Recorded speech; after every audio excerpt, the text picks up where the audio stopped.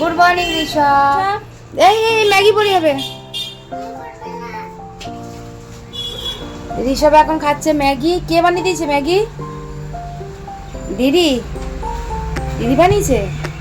দেখি ম্যাগিটা কেমন হয়েছে। সকাল থেকেই ব্লগটা শুরু করলাম। আর আজকের আমাদের বাড়িতে এসছে আমার দাদার মেয়ে। তা সকাল সকাল উঠেই দেখো ম্যাগি বানিয়ে দিয়েছে, আর আমাকে বানিয়ে দিয়েছে চা, আর ভাইকে বানিয়ে দিয়েছে ম্যাগি। তাই আমি বাজারে চলে গেলাম একটু চিকেন নিয়ে আসতে। আজকে চিকেন ভাত হবে। তা বাজারে গিয়ে দেখি কি সুন্দর, কত সুন্দর সুন্দর মাছ উঠেছে, ইলিশ মাছ উঠেছে।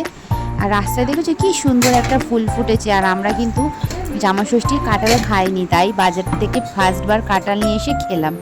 তা এখানটায় রান্নাবান্না যেহেতু আমার বৌদি করছে, এদিকে আমি কাঁঠালটা খেয়ে নিলাম বাজার থেকে এসে।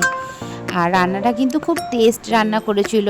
চিকেনটা কিন্তু আমার বৌদি এমনি ভালো রান্না করে, চিকেনটা তো খুব সুন্দর করেছিল।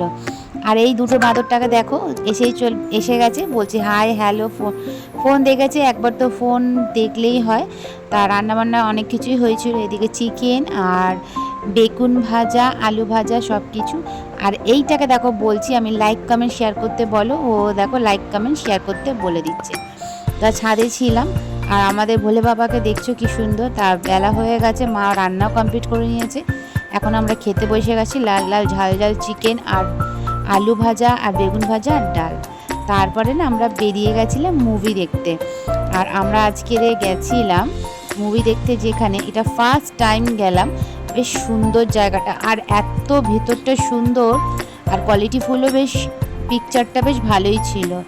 আর এখানে এটার নাম হলো রাধা স্টুডিও। ফার্স্ট টাইম এলাম। নন্দনের মতোই একদম সুন্দর, ভিতরটা সাজানো গোছানো। আর টিকিটটা খুবই খুবই কম, ওই 30 টাকা 50 টাকা করে টিকিট।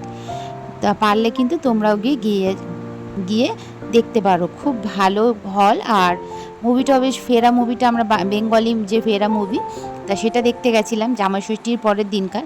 যেহেতু জামাষষ্ঠীর টিটটা দেওয়া হয়নি, তাই জন্য তার পরের দিনকে সবাই মিলে চলে গেছিলাম। আর স্টুডিওটা দেখো কত সুন্দর সুন্দর সব স্টুডিওর যে মেশিনগুলো সব রাখা আছে, কত পুরনো সালে সব স্টুডিওগুলো, কে কে ইউজ করেছে সব লেখা আছে। আর বাইরেটাও খুব সুন্দর সাজানো গোছানো। তা আমরা যেহেতু শো আমাদের শেষ হয়ে গেছে 8:30টার মধ্যে, আমরা এখন বাইরে বসে বসে এখানে চা খাবো। আর বাইরের খাবার দাবার কিন্তু ভিতরে, হলের ভিতরে অ্যালাউ নেই, কিন্তু বাইরে বসে, বাইরের দোকান আছে, সেখানে তোমরা চা খেতেই পারো। তা বেশ ভালোই লাগলো। আর ভাবছি এবার থেকে রোজ প্রায় সময় যাব ওইখানে মুভি দেখতে। আমরা চা খাচ্ছি, বাচ্চারা একটু আড্ডা মেরে নিল, লাফালাফি করে নিল, ওরাও চিপস খেয়ে নিচ্ছে। আর হলটাও বেশ ভালো ছিল, বেশ বাইরেটাও বেশ ভালো, দেখতে কত সুন্দর। আর হলের যে পিকচার কোয়ালিটিও কিন্তু খুব সুন্দর, ভালোই ছিল। তারপরে আমার দাদার মেয়েকে আর আমার বৌদিকে ছাড়তে গেছিলাম শিয়ালদা থেকে ফেরার সময় ভিক্টোরিয়া মাঠও তোমাদের দেখিয়ে দিলাম। আর ভিক্টোরিয়া কি সুন্দর করে সাজিয়েছে। তা ভালো লাগলে লাইক কমেন্ট শেয়ার করে দিও। সবাইকে টাটা।